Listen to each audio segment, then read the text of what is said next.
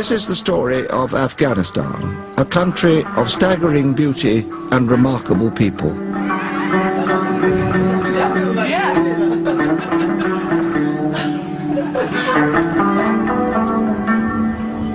But it is also a story of repeated invasions, heroic resistance, and countless wars.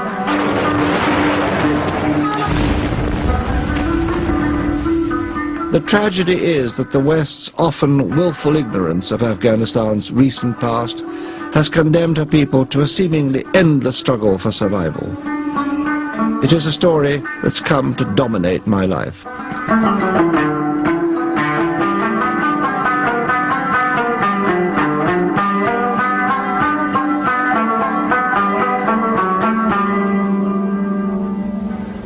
The mountains of the Hindu Kush cover most of Afghanistan, as well as the southern border with Pakistan. This is where the Taliban came to power and where Al-Qaeda had their training camps. From these camps came the hijackers who destroyed the Twin Towers on September the 11th, 2001.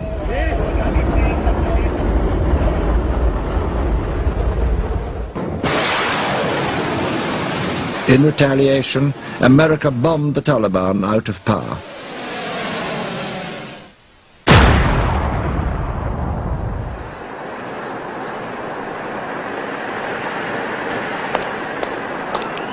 History has shown again and again that exercising control over Afghanistan is easier said than done. The Americans are the last in a long line of foreigners who've tried to bend the turbulent Afghans to their will. Few have succeeded.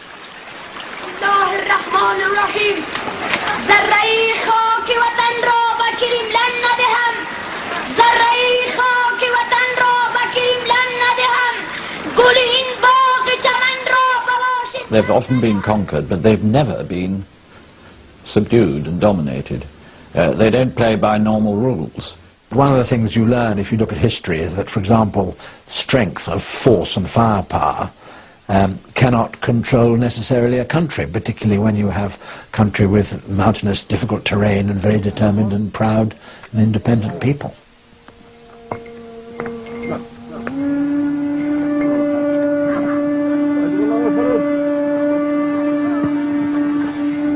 I first visited Afghanistan in 1982, 2.5 years after the Soviet invasion, when President Brezhnev sent in the Red Army to prop up the new and unpopular communist government in Kabul. Soon after the invasion, all Western journalists were banned, and the only way to report the war was to travel with the Mujahideen resistance. This meant crossing the border illegally and walking across the mountains. Few television networks were prepared to spend the time and money. So coverage of the war was sparse, which meant that Russian atrocities went largely unreported. We got together a documentary team, and we literally disappeared into Afghanistan for a couple of months simply to tell the world the story, because something was going wrong and the world didn't really know what. My camera team, the producer Nigel Ryan and I, went in with an arms convoy, fording rivers and often travelling at night to avoid Russian helicopters. It took us 12 days to walk the 200 miles to the Panjshir Valley, northeast of Kabul, the stronghold of a young guerrilla leader, Ahmad Shah Massoud. We arrived to find the Russians bombing the valley and just about to launch a ground attack. Despite the destruction of their villages and a steady flow of casualties, Massoud's Mujahideen and the civilian population were determined to keep fighting.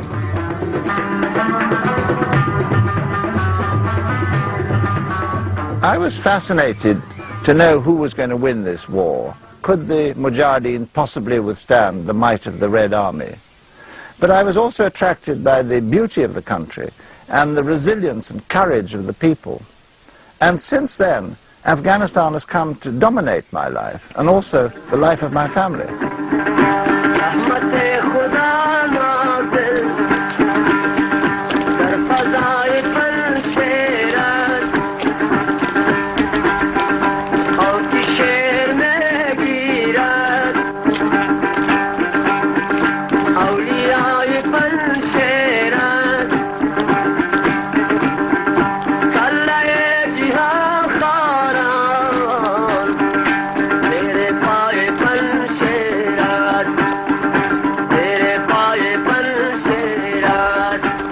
Afghanistan is a victim of its geography as well as of its history. I suppose Afghanistan in some ways is like a sort of Switzerland of Asia. It's a small mountainous country in the middle of Asia. But whereas in Switzerland, in Europe, the battles went round Switzerland, in Afghanistan the battles had to go through, because Afghanistan stood astride the main route into India.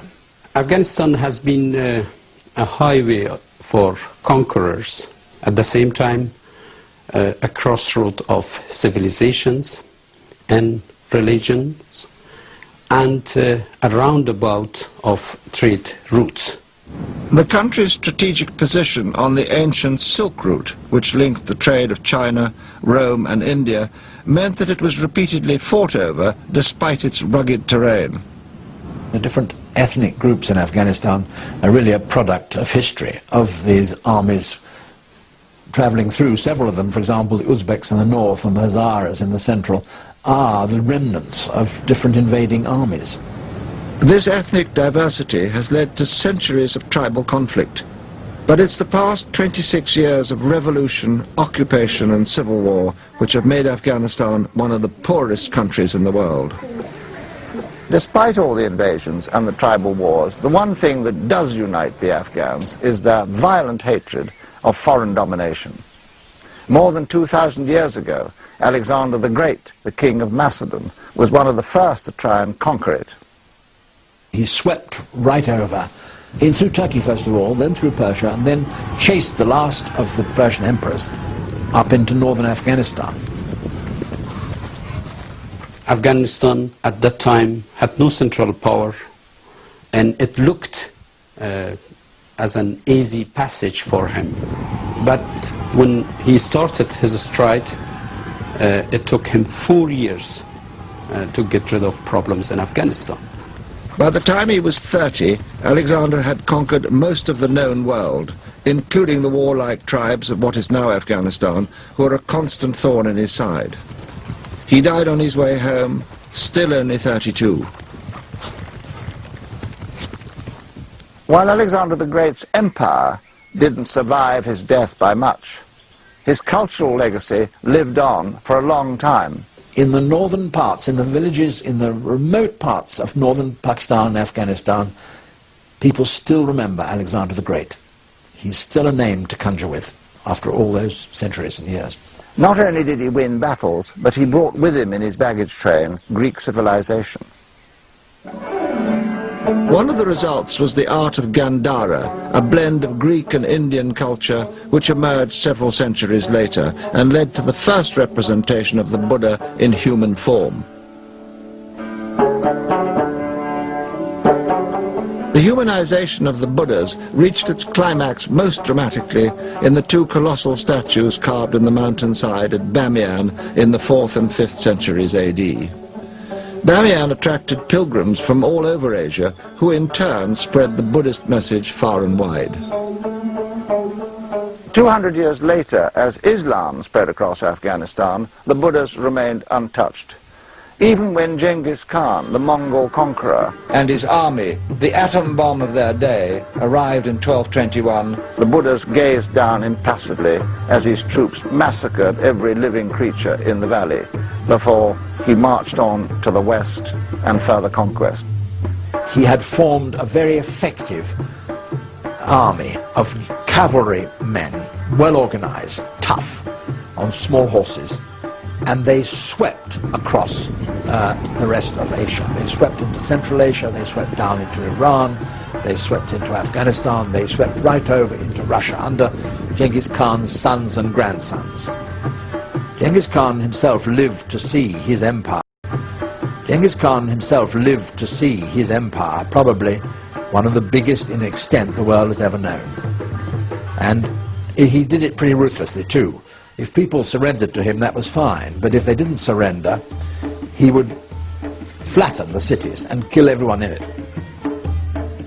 The Mongol invasion of Afghanistan resulted in devastating destruction and purposeless and passionless cruelty, destruction of agriculture, and pushed people towards nomadism. For centuries to come, Afghanistan was to be the victim of many more invasions by foreign conquerors. About 200 years later, there was another great world conqueror, a famous one, Tamerlane, who caused terror even in Europe. He went through Afghanistan, causing destruction. He was famous for building up pyramids of skulls of the people he had killed. And then, about 100 years later, there was a much more benign conqueror who came down the area. This was the Emperor Babur, the first of the Mughal emperors. He was actually a lovely man, as we know from his diaries, because he was interested in everything, in the birds, in the costumes, in the music, and so on, and the paintings, and places where he passed. And that was a period of great luxury and sophistication. When the Mughal Empire became rather weak, and the Persian Safavid Empire, which had also struggled between them for Afghanistan, also became weak. And there was a period of sort of chaos. And in fact, in that situation of chaos, a Persian general emerged called Nadir Shah. But within the decade, Nadir Shah had been assassinated, and his guard commander, Ahmad Shah Durrani, an Afghan, had taken over. In 1747, he was crowned, and for the first time, Afghanistan had become an independent country. Of course, it was in this period that the power structures in the world changed. The great land empires, like the Mughals and like the Safavids in Iran and like the Ottoman Empire, became less strong, while the colonial empires developed their sea power around the world. And it was the beginning of the domination by Europe of the world, really. Too sympathetic to the Russians. Instead, they decided to install the ex-king Shah Shuja as a British puppet supported by British bayonets. But at home, the Duke of Wellington and many other eminent soldiers and statesmen opposed the war, prophesying shame and defeat. Nevertheless, the order was given to march. It was to prove a disastrous decision. People in Delhi and London had an idea of what was called a forward policy. They thought they should establish security beyond India's borders. You could put in modern parlance a sort of preemptive policy. But it was very badly planned, badly worked out. Once installed, the new king was to prove hugely unpopular. The British envoy was assassinated, and worse still, General Elphinstone, whom the British had appointed to command in Kabul, was senile, ill, and indecisive, dithering his way to a terrible defeat. The deep resentment Afghans felt for the foreign occupier welled up in a savage hatred that was to show no mercy. The British withdrew from Kabul in the dead of winter. They travelled across snowbound passes without food or proper clothing, continually ambushed and sniped at by tribesmen. The withdrawal soon turned into a rout. Stragglers who escaped being ambushed or shot down like rabbits starved or froze to death. Despite the almost total breakdown of discipline, many died bravely, fighting to the bitter end, most famously at Gandamak, where the British made a heroic last stand. On January the 13th, 1842, a lone horseman stumbled into the British Army camp at Jalalabad. Of the 16,000 soldiers and camp followers who left Kabul, he was the only one to escape death or capture. His name was Dr. William Brydon, and for the rest of his life, he was to be known as the last man. It was the worst defeat ever suffered by the British Army.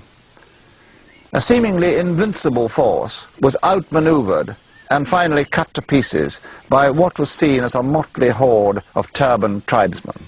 When the news of the defeat reached London, Victorian Britain was horrified and shocked.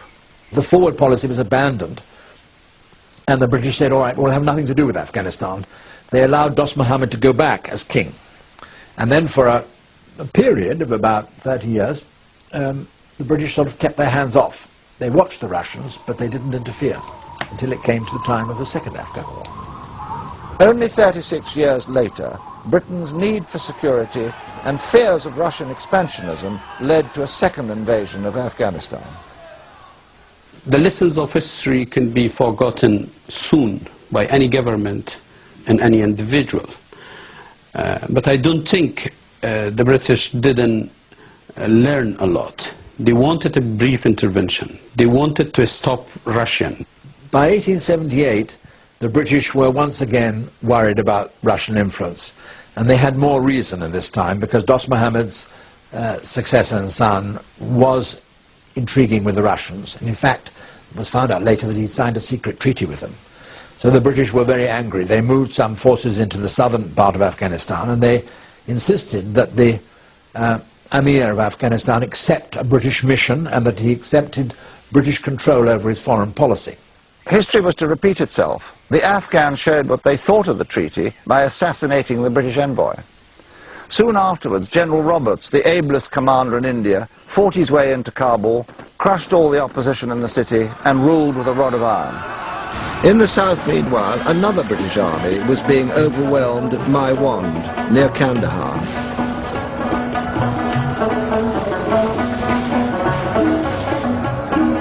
On hearing of the defeat, General Roberts' army made a forced march of over 300 miles from Kabul to win a decisive victory that ended the Second Anglo-Afghan War. It cost both sides much blood and money. In the end, apart from British honour, little else was satisfied. Except perhaps for Bobby the dog. Owned by Sergeant Kelly, Bobby survived the Afghan campaign despite being wounded at Maiwand. On his return to England in 1881, he was decorated with his own special Afghan War Medal by Her Imperial Majesty Queen Victoria herself.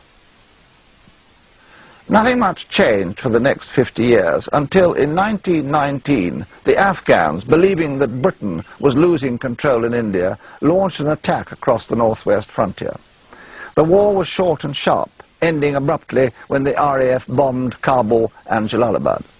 The peace treaty was signed in 1921, not only ending the third and last Anglo-Afghan war, but giving Afghanistan full independence for the first time, an independence that was to last until the Soviet invasion of 1979. The British at that time didn't want any fuss. They were exhausted after the First World War, and they were very happy to let the Afghans run their own affairs and have complete independence. So Amanullah then became the king, and Amanullah was a strange character, an important character in Afghan history, because he wanted to make Afghanistan a modern, secular state. But he was very much in advance of his time. What you can see is different attempts towards changing Afghanistan and transforming the country into a modern country. The first attempts by the king was toppled by tribal revolts. He got his wife to appear in public and take the veil off, and then he tried to persuade all the people to dress in Western clothes. They finally rebelled. They said enough is enough. He was thrown off the throne, sent into exile, and the country was in chaos. Peace was restored in 1929, and the country survived for 50 years as a more or less benevolent monarchy, until the king was deposed by his cousin and former Prime Minister. Prince Daud was a key figure in Afghanistan. He was a dynamic, tough character who was a modernizer, didn't brook any opposition. Daud, who was the cousin of the king, in alliance with a number of leftist officers who were educated in the Soviet Union, decided to topple the monarchy and establish the first republic in Afghanistan. It was a bloodless coup. Daud then tried to break from his communist advisors. This time the result was anything but bloodless. The communists decided they weren't going to lose control, and they did a coup. And Daud and large numbers of members of his family, many of the people I knew, were massacred in the royal palace. Life before the Russian invasion was very simple and normal. People were busy with their lives and their jobs. There was democracy. The government was accepted by people. No one had political problems with each other. In December 1979, Afghanistan was to become a battleground of the Cold War, when 80,000 Soviet troops invaded the country to support the unpopular and crumbling communist government. The Red Army arrived, still wearing the laurels of invincibility that they'd won against the Germans in the Second World War. But Afghanistan was to be their Vietnam. They no doubt thought they could sort of expand the boundaries of the Russian Empire. But they made the same mistake that the British had made earlier and other people were to make later. They didn't realize the resistance and the independence of the Afghan people. The Soviet forces came into Afghanistan more as a local police operation than a serious invasion. Not only were they not welcome with open arms, they were openly opposed by the entire population, and the one thing that unites Afghanistan is the presence of an enemy, and all the country united against them. And what they had no notion of was that they were in for a huge, huge defeat.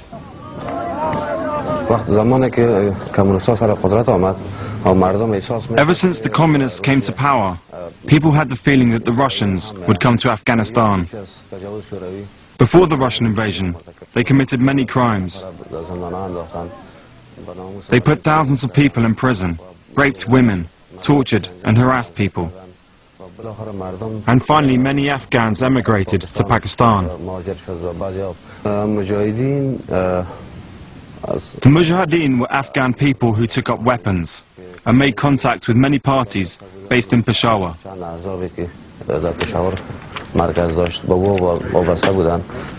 During my first visit to Afghanistan in 1982, Soviet jets and helicopters dominated the skies. Trekking into the Panjshir Valley, I found myself in the midst of a huge Russian offensive, as villages were being bombed daily in an attempt to destroy the Mujahideen.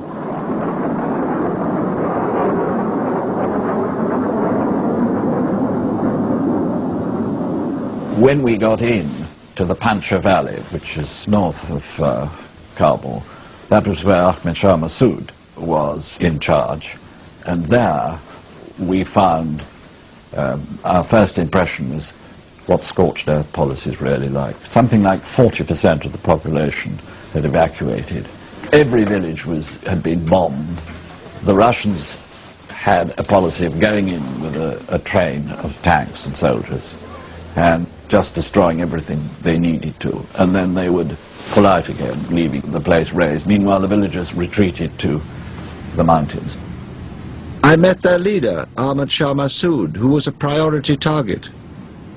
Starting out with only 40 men and a handful of old weapons in the summer of 1979, he'd built up the nucleus of a tough and well-trained guerrilla army.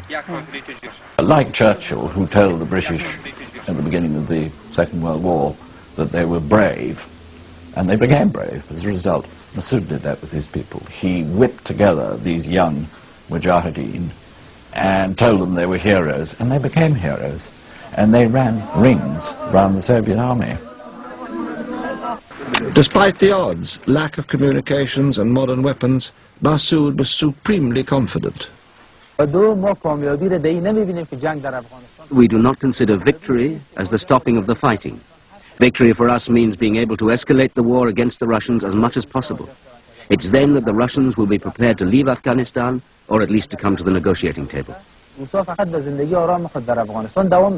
Massoud, who was a brilliant guerrilla leader, had information of what their movements would be, and always retreated before they came, and then shot down on them, and very often ambushed them and blew up tanks.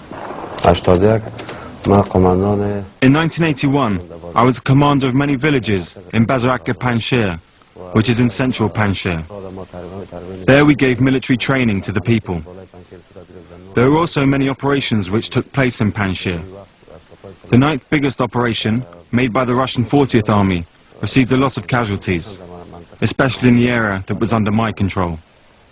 In the face of Mujahideen opposition, the Russian forces dropped thousands of anti-personnel mines from the air, maiming and killing thousands of Mujahideen and even more civilians. On the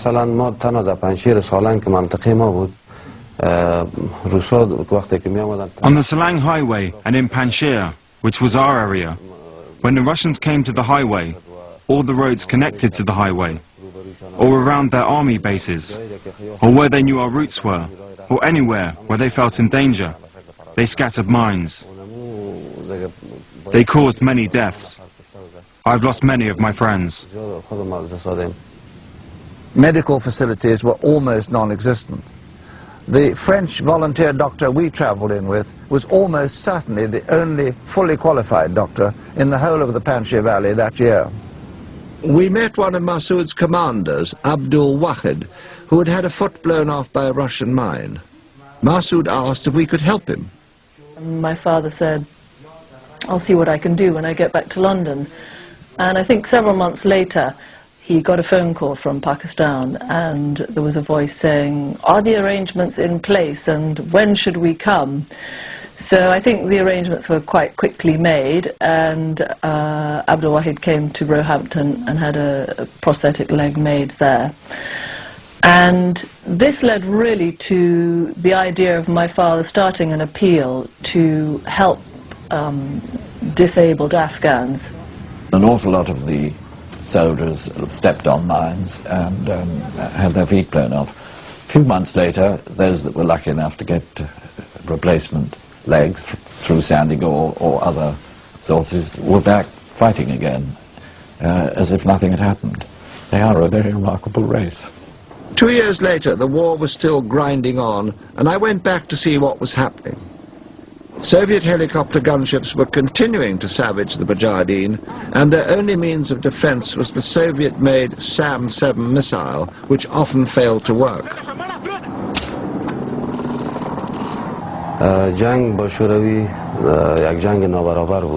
The war with Russia was unfair. On the one side, the people of Afghanistan and the Mujahideen started jihad, our war, with empty hands and old weapons. At that time, the best weapons we had were the Kalashnikov and the RPG-7. We only used these two types of weapons. But later, we used 82. At that time, the best weapons we had were the Kalashnikov and the RPG-7. We only used these two types of weapons. But later, we used 82mm mortars. The Russians used against us the most modern weapons, good aircraft, and a trained, powerful army.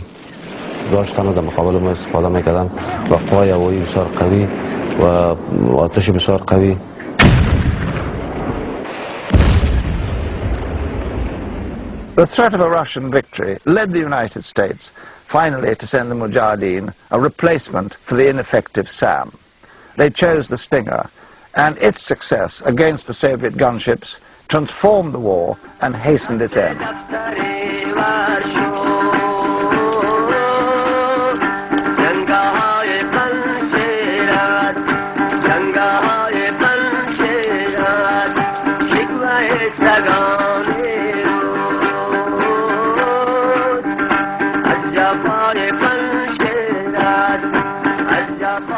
اینیت اگجوی است کلش منکوری پیش مسجد منکوری اینی خانقاه منکوری درست اینی جم منکوری فقط خود جور کرد نه.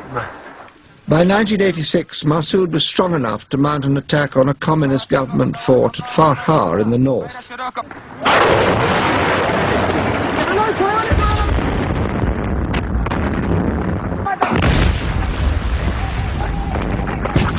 We watched his guerrillas take the fort on the second day, capturing most of the garrison. Gradually, the strength of the Mujahideen, the independence groups in Afghanistan, helped by the Americans and the British, and the Pakistanis particularly, made life so difficult for the Russians that they eventually had to withdraw. In 1989, after 10 frustrating, demoralizing years, President Gorbachev pulled the Red Army out of Afghanistan. Massoud and his fellow Mujahideen had punctured the myth of its invincibility. I would argue that the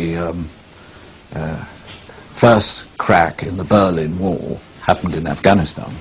The outside world soon lost interest. As far as it was concerned, the war was over and the Afghans had won, but at a terrible cost. Out of an estimated population of 15 million before the war, about 1 million had been killed and as many again wounded. Of the wounded, the majority were the victims of anti-personnel mines, scattered indiscriminately by the Russians from helicopters and aircraft, and laid with deadly precision round their camps and bases. In Afghanistan, the statistics we have are not exact, but it's estimated 14 million mines were laid in different areas by the Russians. The majority of mines are anti-personnel.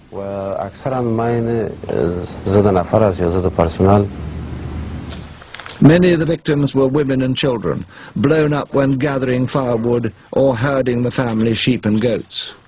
The Soviet did drop mines all over the Panjshir Valley and all over the places that they couldn't control, and a lot of them were little plastic mines disguised as toys that a child would pick up and blow his hand off, and that defeated mine detectors.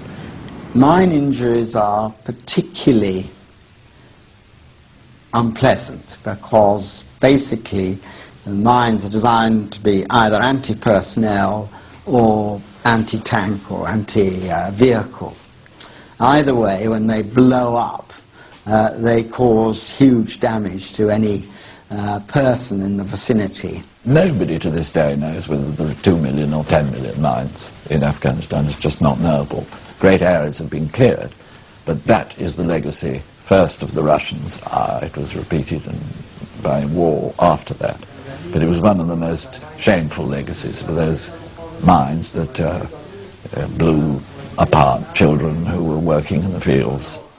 The reason why they cause such devastating injuries is they involve both soft tissues and bone, and frequently it's even with the most sophisticated modern techniques impossible to reconstruct the limb following a mine injury. And so amputation is the only answer. The Afghans are great survivors. For 10 years, from 1979 to 1989, the Russians waged a hugely destructive war against them, but lost.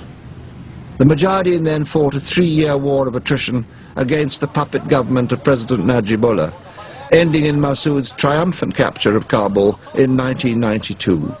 Peace beckoned, the future looked rosy. The United States and the West became disinterested in Afghanistan, and that was the beginning of a tragedy for the country as well as for the region and the world. Tragically, the victors turned on one another in a vicious civil war that tore what little remained of the country to shreds. This is when the West should have intervened to give its support. It failed to do so. Out of the turmoil came the Taliban. And although unrecognized by the United Nations, ruled most of the country except the northeast, where Massoud was still holding out. When they started to establish themselves in Kandahar, they were very popular because the people were so fed up with the lack of law and order and the banditry that they welcomed these new people who would get things really sorted out. And the Taliban were incredibly successful. They were supported by the Pakistanis, but they conquered Kandahar, they moved right, they took Kabul, they pushed the Northern Alliance, Massoud and his group, right up into the northeast of the country. We supported the Taliban in Kandahar. The order came from the government to help Mullah Naqib. We even sent jet planes to bomb the area controlled by Gulbuddin Hekmatyar in Ghazni, where they fought against them, until the Taliban arrived at the gates of Kabul. They ran the country successfully, but of course the people who'd welcomed them didn't realize until later how extreme they were. Afghanistan is famous for its hospitality and good manners, and you really felt it was the antithesis of that. They didn't want you there. I mean, this is not true of all Taliban, of course, but there was a very hostile feeling in a lot of places. The Taliban period was the worst time in Afghanistan's history. The crimes they have committed, the history of Afghanistan will never forget. Women did not have the right to work. They had to stay at home. Beards were compulsory for men. Men were not allowed to wear anything other than traditional clothes. People were forced to go to mosque or beaten by whips and sticks. Music was not allowed. Cutting hands off and executing people in public was normal for that period.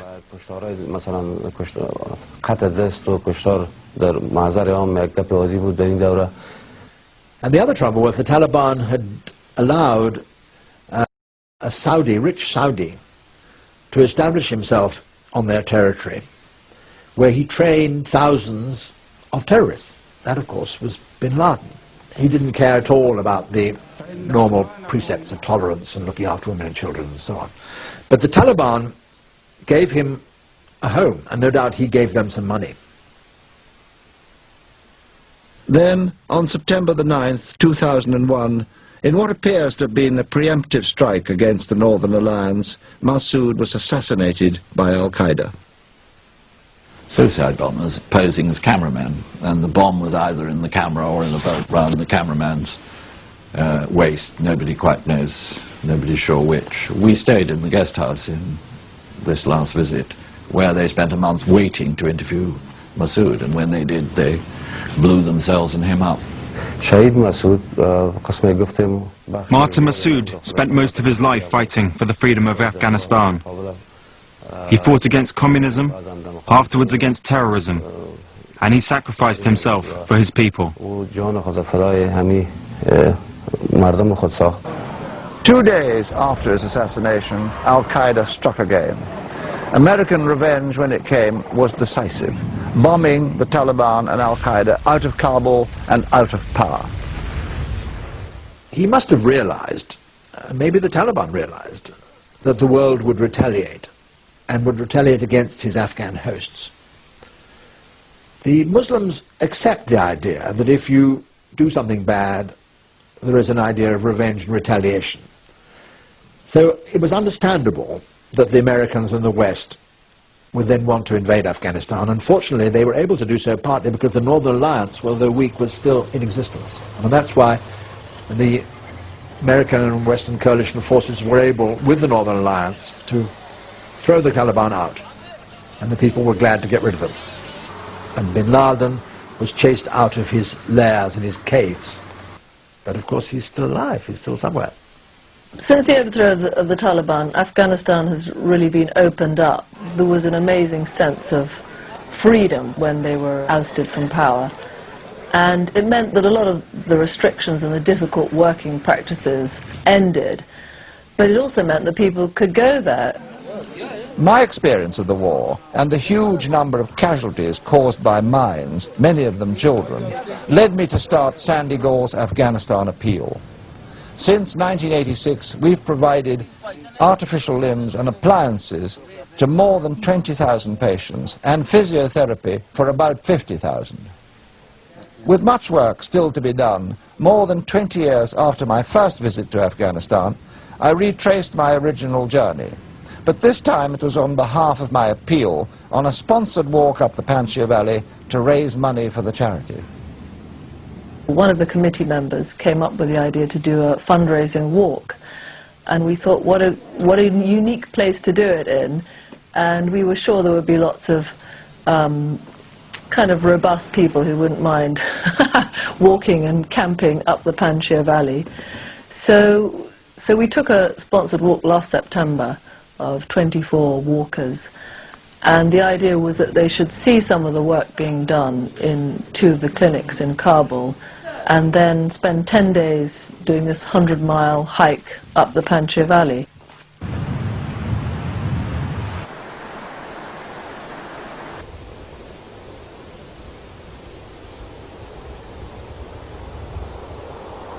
I hadn't intended to go back, but I found the invitation quite irresistible. First of all, the Panjshir Valley is staggeringly beautiful. It runs from 7,000 feet up, locked high in the Hindu Kush Mountains. So it was very tempting to go back. And secondly, the actual charity itself, which is for providing prostheses for mainly children and often women who had stepped on mines in the course of their work and blown their feet off. It's a wonderful cause. On one occasion I was ahead of the walk, came into a village, and there was a wire bridge, and there was a young man making his way across like an acrobat, hand over hand, and as I approached, he dropped to the ground and came limping towards us. A young man came up, and with great pride showed that he in fact had a baloney prosthesis provided by Sandy Gall. A little knot of villagers appeared around us and immediately invited us to tea, and as Sandy came along, a little cry went up of Sandy Gall, Sandy Gall. I can tell you, that gave me a lump in the throat. It was amazing for people to see patients being treated, the sort of children with problems and disabled, and just people they met in the Panchir, and just what people's lives are like. The service that SGA provides is really essential, because very sadly the government health service in Afghanistan were largely destroyed. Many of the doctors left.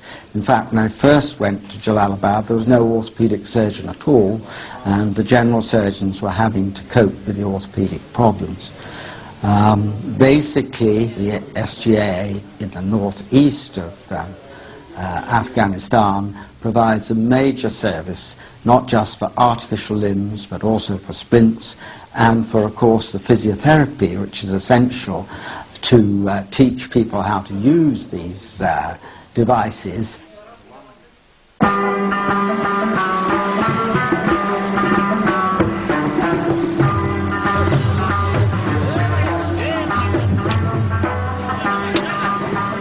America's strategy is to unite the patchwork of squabbling warlords under President Karzai and to give him the means and the money to do the job which history has shown cannot be done by outsiders. You've got to make the Afghans do it themselves, because everybody who's tried in the past to interfere with them or change their course has failed. The one thing that unites them is the presence of a foreigner, and there's got to be a way of dealing with Afghanistan without exciting that terrific natural xenophobia. The most important lesson from the Afghan history can be: come there as friends, not conquerors. People can trust you if they think you have good intentions. And I mean, I think that lesson was proved in the 19th century with the British, in the 20th century with the Russians, and is now being proved in the 21st century with the Americans. It's important to know one's history and to understand the history. Britain has a long history. Afghanistan has a much longer and more convoluted and intricate history. Afghanistan doesn't need statements. Afghanistan needs soldiers, money, and real determination to make it stable.